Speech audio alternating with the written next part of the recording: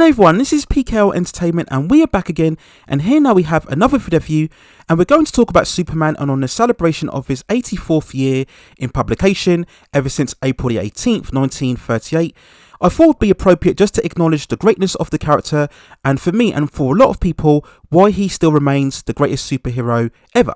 Now we all know in some way, shape or form who the character is, way back from his first appearance in Action Comics issue 1 in 1938 all the way up to now.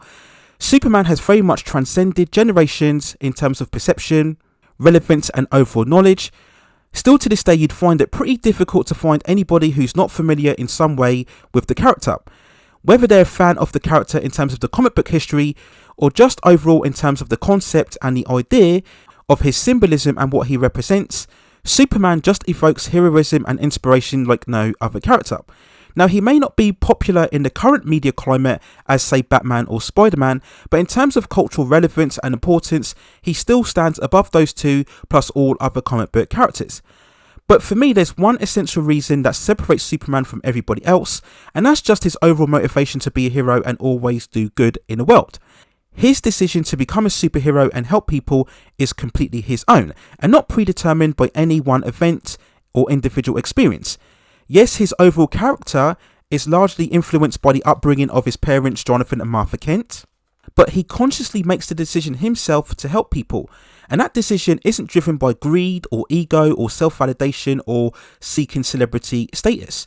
Superman has the ability to do anything he wants. He has the best powers in terms of the super speed, the heat vision, the ice breath, the near invulnerability. He could do anything he wants. He could be anything he wants. Nobody could stop him with all the powers that he possesses. Yet at the end of the day, he chooses to save people. And that is the biggest characteristic that remains most important within the character. And this is something that unfortunately many audiences today within pop cultural entertainment can't seem to really grasp or fully accept.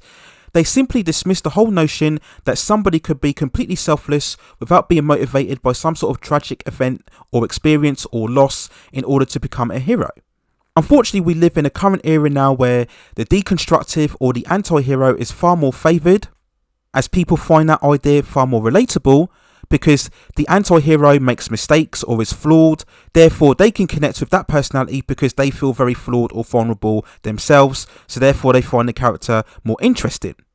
Now there's nothing wrong with liking the anti-hero, and there are many anti-heroes that are certainly very iconic within popular culture. We can look at so many other iconic superheroes within culture. If Thomas and Martha Wayne aren't killed in Crime Alley, then Bruce Wayne doesn't become Batman. If Uncle Ben isn't murdered, then Peter Parker doesn't go on to become Spider-Man. If Tony Stark isn't captured by terrorists, he doesn't see the error in his ways of selling technological and warmongering weapons, and he doesn't become Iron Man. Hal Jordan is chosen by the Ring to become the Green Lantern. He doesn't choose to become a hero himself. If Abin Sur doesn't crash land on Earth, then Hal Jordan just goes about being a test pilot. We look at Thor, who has to be banished to Earth in order to see the error of his ways before becoming very much a better man and a better hero. Bruce Banner, of course, incurs the gamma radiation powers of the Hulk by accident, and he very much wants to rid himself of the powers of the Hulk. Now, whilst in one sense he does this to prevent others from using the Hulk powers for their own devices, the main motivation of Bruce Banner is that he wants to rid the powers of the Hulk so that he can go back living a normal life. We even look at the likes of the Silver Surfer, who is far more driven by finding his home planet Zenlar than going about saving the universe. Wonder Woman herself needs Steve Trevor to crash land on Themyscira in order to raise awareness of the existence of man's world, therefore making her cross over and very much become an ambassador in trying to build connections and relations between the Themyscirians and the people of Earth.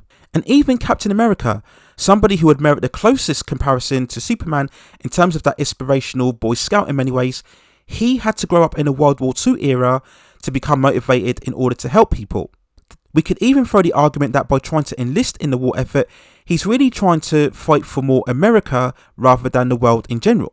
So whilst all other heroes need some sort of catalyst or precursing event, Superman would still be Superman regardless of the situation, whether there's world peace or there's world war, whether there's lots of crime or whether there's no crime at all.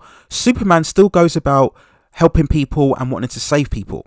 And that is for me the biggest reason why he is overall still the greatest superhero 84 years on from his publication.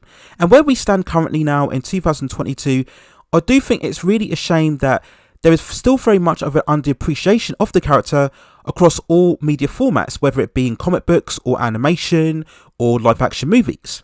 There just seems this unrelenting quest to deconstruct the character.